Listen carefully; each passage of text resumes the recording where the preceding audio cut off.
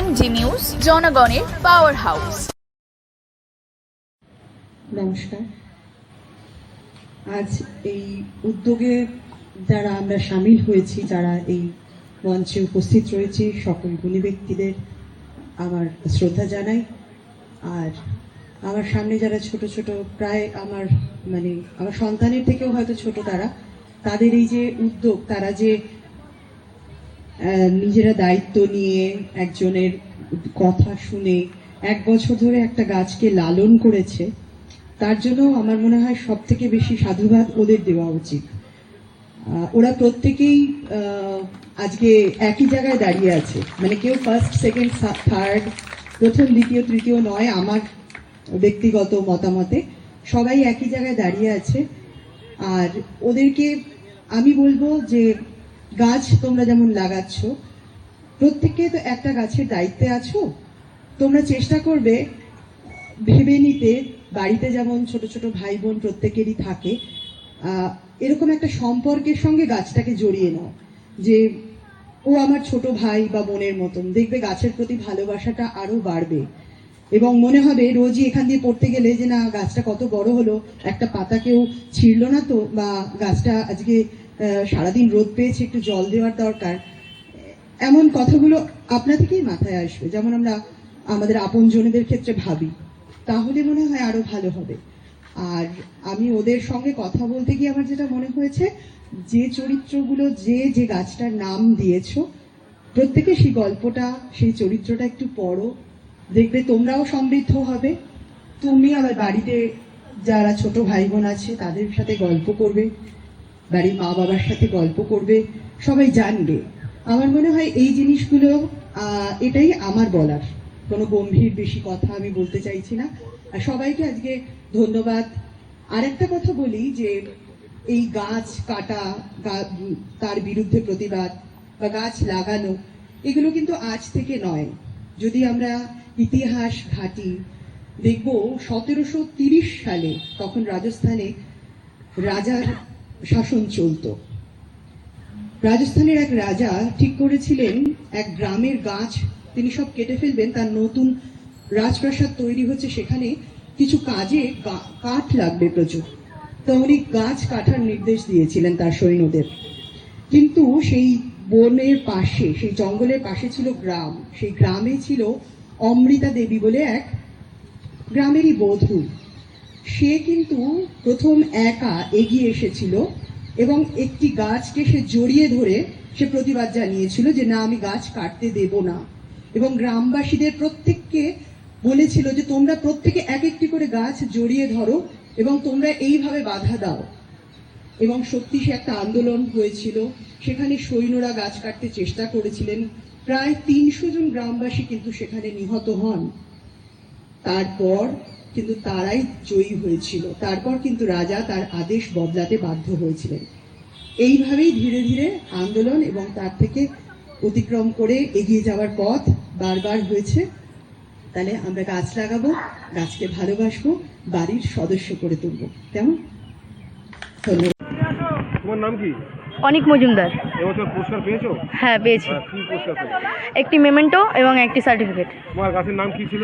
গাছের নাম ছিল দুর্গা। এবারে কি আছে তোমার গাছের নাম? এবার গাছের নাম হবে নেতাজি সুভাষচন্দ্র বসু। পরিচর্যা করো ঠিক মতো? হ্যাঁ। কোনো ফাঁকি দেবে না তো? না। আমি বলছি কি প্রত্যাশা করো? এর আগের বছর এবার আমি প্রত্যাশা করি যে আমি ফার্স্ট, সেকেন্ড, থার্ডের মধ্যে থাকবো। এবারে কি হয়েছে? এবার আমি 11th হয়েছি, আমার গাছটা ছোট ছিল তাই। সামনের বছর ফার্স্ট, সেকেন্ড, থার্ড, তাই তো? আর কি বলবে সবাইকে যে গাছ লাগাতে? গাছ লাগাও আর প্রাণ বাঁচাও। কোন ক্লাসে পড়ো? ক্লাস 8। এবছর পুরস্কার পেয়েছো? হ্যাঁ, কি পুরস্কার? আমরা বৃক্ষরোপণের পুরস্কার পেয়েছি। কততম পেলে পুরস্কার? এটা প্রথম। তুমি প্রথম হয়েছো? আমি চতুর্থ। চতুর্থ। আগামী দিনে কি প্রত্যাশা আছে? আরও গাছ লাগানো, গাছ লাগিয়ে আরও গাছ বৃদ্ধি করার। এই যে গাছগুলো লাগালে, এই পরিচর্যা কি সারা বছর ধরে করো? সারা বছর বলতে যখন টাইম পাই এসে এর আগাছা পরিষ্কার এবং জল দেওয়া এবং গাছের কোথায় কি অসুবিধা হয়েছে তাই দেখাশোনা করা। কেমন অনুভূতি? হ্যাঁ, কেমন অনুভূতি লাগে এই যে গাছগুলো পরিচর্যা করো? কেমন লাগে? ভালোই লাগে করতে, করা ভালো লাগে করতে।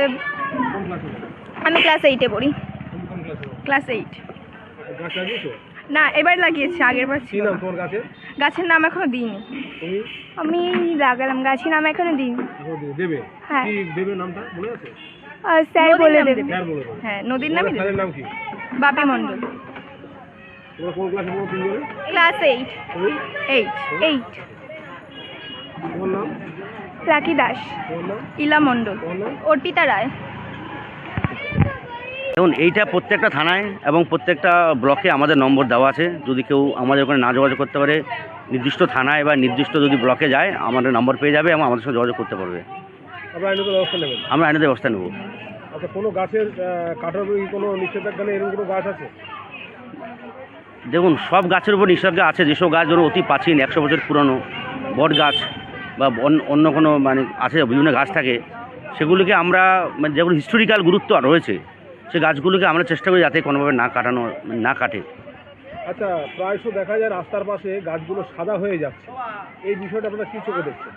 কোনো কি মেরে দেওয়া হচ্ছে গাছগুলোকে? না, যেমন সেটা না। যেমন রাস্তার পাশে যেগুলো আমাদের যেমন বারাসাত থেকে হাবড়া যাওয়া রাস্তার মধ্যে কিছু কিছু গাছ দেখি আমরা, রেন ট্রিগুলো দেখতে শুকিয়ে গেছে। অ্যাকচুয়ালি ওগুলো শেকড়, সম্ভবত শেকড় যেখানে জল পাওয়ার দরকার সেটা পাইনি, বা অথবা কোনো কারণে ডাল ভেঙে গেছে, মানে গাছ ভেঙে গেছে, সেখান থেকে আর ওটা হয়নি। অনেক গাছগুলো এরকম হয়ে যাচ্ছে। হ্যাঁ, অনেক গাছ শুকনো আছে। সবাইকে বলবো, যখন যেহেতু আমি যতটুকু জানি ওই গাছের রাস্তার গাছ কাটার পারমিশন দেওয়ার প্রক্রিয়া চলছে, আপনারা ওইখান থেকে যেহেতু ডেড ট্রি যে কোনো মুহূর্তে পড়ে যেতে পারে, আপনারা সাবধানে যাবেন। শীঘ্রই আমাদের সরকার বা পিডব্লিউডির সঙ্গে কথা চলছে, মনে হয় সম্ভবত গাছ কাটার পারমিশন পেয়েও যাবেন। আপনার নাম? আমার নাম Dayal Chakraborty, range officer, Barasat range. আপনার কোনটা? আজকে কতটা বৃক্ষরোপণ হলো আর বৃক্ষরোপণের কী অনুষ্ঠান করবেন? আজকে মূলত 50টা গাছ লাগানো হয়েছে। প্রত্যেকটা গাছের একটা করে নাম দেওয়া হয়েছে। এই নাম দেওয়ার উদ্দেশ্য হচ্ছে একটা করে বাচ্চা একটা করে গাছ লাগাবে। সেই বাচ্চাটার সঙ্গে যে চরিত্রের নাম দেওয়া হচ্ছে, সাহিত্যের চরিত্র হতে পারে, নদী হতে পারে, স্বাধীনতা সংগ্রামী হতে পারে, যেমন অপু, দুর্গা, রাজলক্ষ্মী, রমেশ সবাই আছে, গফুর আছে, মহেশ আছে। আবার একইভাবে নদীর নাম আছে, ইছামতি আছে, গঙ্গা আছে, ভাগীরথী আছে, কোপাই নদী আছে, রায়মঙ্গল আছে। আবার স্বাধীনতা সংগ্রামীদের নাম আছে, ভগৎ সিং আছে, বাঘা যতীন আছে, বিনয় বাদল দীনেশ আছে। এই রকম আমরা কিছু স্মরণীয় চরিত্রের নামে শিশুদেরকে একটা করে গাছ দত্তক দিয়েছি। 1 বছর তারা গাছগুলোকে লালন পালন করবে। 1 বছর পরে আজকে আপনারা দেখেছেন যে বিভিন্ন স্কুলের শিক্ষকরা এসেছিল। শিক্ষকরা এসে তারা গাছের স্বাস্থ্য পরিমাপ করেছে, চরিত্র সম্বন্ধে ধারণা জেনেছে। এসব করার পরে তারা র্যাঙ্কিং করে দিয়েছেন। আমরা এখানে কেউ ঢুকিনি। যারা বিচারকরা এসেছিলেন তারা যাদের যা দিয়েছেন আমরা সেটাই মেনে নিয়েছি, সেই অনুযায়ী তাদের পুরস্কার দেওয়া হয়েছে।